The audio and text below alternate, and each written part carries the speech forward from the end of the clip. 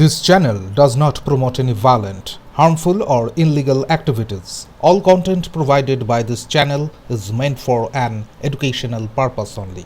মালদায় তৃণমূল নেতা হয়েও বিএলও পদে থাকার অভিযোগে বিতর্ক। বিজেপির দাবি প্রশাসনকে দলীয় কাজে ব্যবহার করছে তৃণমূল। নির্বাচন কমিশনে লিখিত অভিযোগ জানিয়েছে বিজেপি, যদিও অভিযোগ উড়িয়ে দিয়েছে শাসক দল। মালদায় তৃণমূল মাধ্যমিক শিক্ষক সমিতির জেলা সভাপতি আশিস মণ্ডলের বিএলও পদে থেকে ভোটার এনুমারেশন ফর্ম বিলি করাকে কেন্দ্র করে বিতর্ক সৃষ্টি হয়েছে। বিজেপি অভিযোগ, একজন রাজনৈতিক দলের নেতা বিএলও হিসেবে কাজ করায় নিরপেক্ষতা প্রশ্নের মুখে পড়েছে। এ নিয়ে নির্বাচন কমিশনের কাছে লিখিত অভিযোগ জানিয়েছে বিজেপি। আশিস মণ্ডল, যিনি ঝলঝলিয়া রেলওয়ে হাই স্কুলের শিক্ষক ও ইংরেজবাজার পুরসভার 22 নম্বর ওয়ার্ডের 101 নম্বর বুথের বিএলও, জানান তিনি আগস্ট মাসে এই দায়িত্ব পান এবং নভেম্বরের 8 তারিখে তৃণমূল শিক্ষক সমিতির সভাপতি পদে নিযুক্ত হন। বিজেপির পক্ষ থেকে দাবি করা হয়েছে প্রশাসনকে দিয়ে তৃণমূল দলীয় কাজে ব্যবহার করছে। তবে জেলা যুব তৃণমূল সভাপতি প্রসেনজিৎ দাস অভিযোগ উড়িয়ে দিয়ে বলেছেন, সব বিএলও আইন মেনে দায়িত্ব পালন করছেন। বিজেপি অযথা বিতর্ক তৈরি করেছে। অভিযোগ যে কেউ করতে পারে, কিন্তু আমি দায়িত্বটা সরকারিভাবে আগস্ট মাসের 4 তারিখ পেয়েছি। এবার 4 তারিখ থেকে আমি অফিসিয়ালিভাবে কাজটা করে আসছি, কিন্তু আমি দলগতভাবে দায়িত্বটা পেয়েছি এই মাসের 8 তারিখ। এবার আমাদের ফিল্ড ওয়ার্কটা শুরু হয়েছে এই মাসের 4 তারিখ। এটা চলবে আপনার সামনে মাসের ডিসেম্বর মাসের 4 তারিখ পর্যন্ত। এবার এটা আমি জেলা প্রশাসনকে জানিয়েছি।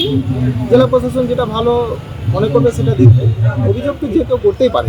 এখানে আমাদের হাতে যে তৃণমূল শিক্ষা সেলের দেখতে পাচ্ছেন, যে তৃণমূল শিক্ষা সেলের যে লিডার, প্রেসিডেন্ট, তিনি বিএলও নিয়োগ হয়েছেন। এটা শুধু একটা তথ্য, এরকম একাধিক তথ্য আমাদের কাছে আছে। আমরা বারবার আপিল করেছিলাম এবং এটা ডিএম ম্যাডামকেও আমরা জানাবো যে আমরা ভারতীয় জনতা পার্টি চেয়েছিলাম যে কোনো রাজনৈতিক দলে যারা সরাসরি আছে যুক্ত বা নেতা আছেন তাদেরকে যাতে বিএলও নিয়োগ না করা হয়। কিন্তু সার্বিকভাবে আমরা যেটা দেখতে পেলাম যে প্রত্যেকটা জায়গায় এরকম রয়েছে। আপনারা জানেন, পাশাপাশি 12টা রাজ্যে কিন্তু এসআর লাগু হয়েছে। কোনো সমস্যা কোনো রাজ্যে দেখতে পাবেন না।